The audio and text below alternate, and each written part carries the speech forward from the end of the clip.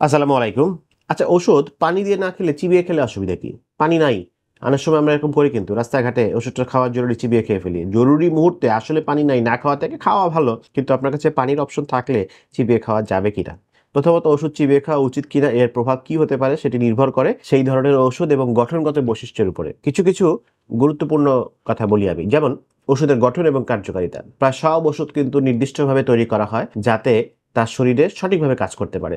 যদি কোনো ওষুধ চিবিয়ে খাওয়া হয় তাহলে এটি কার্যকারিতার পরিবর্তন আনতে পারে। কি হতে পারে? ধরেন যে অনেক সময় কিছু কোটিং থাকে, এন্টেরিক কোটেড বা কোটিং যুক্ত ট্যাবলেট থাকে, আবরণ থাকে উপরে একটা। তো অনেক ওষুধের বাইরের একটি বিশেষ আবরণ এটা, যেটা ধীরে ধীরে খাওয়ার পরে স্টমাকে যাওয়ার পরে ধীরে ধীরে গলে শরীরে ওষুধ প্রবেশ করায় পাকস্থলীতে যাওয়ার পরে। এটাই ওটার ধর্ম, ওটার নিয়ম। কিন্তু চিবিয়ে খেলে কি হবে? চিবিয়ে খেলে এই ওষুধের আবরণ নষ্ট হয়ে যেতে পারে, ফলে ওষুধ খুব দ্রুত অ্যাবজর্পশন হবে বা শোষণ হবে, যা ওষুধের পার্শ্ব প্রতিক্রিয়া বাড়িয়ে দিতে পারে।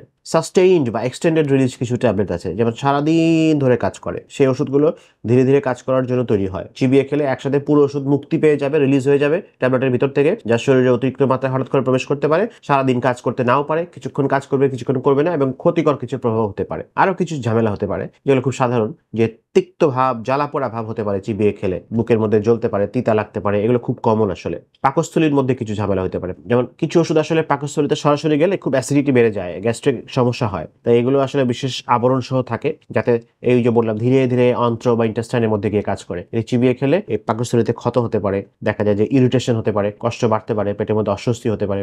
তাহলে চিবিয়ে খাওয়া যেতে পারে কিছু ওষুধ। কি আছে? আসলে আছে।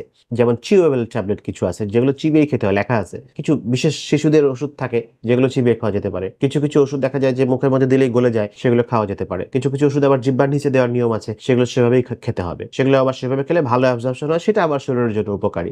এখন তার মানে করণীয় কি? যদি কোনো ওষুধ চিবিয়ে খেতে হয় সেটা অবশ্যই ডাক্তারের পরামর্শ নেবেন, বা আগে থেকে জেনে নেওয়ার চেষ্টা করবেন, বা লিফলেটের মধ্যে দেখে নেবেন এটা কিভাবে খেতে হয়।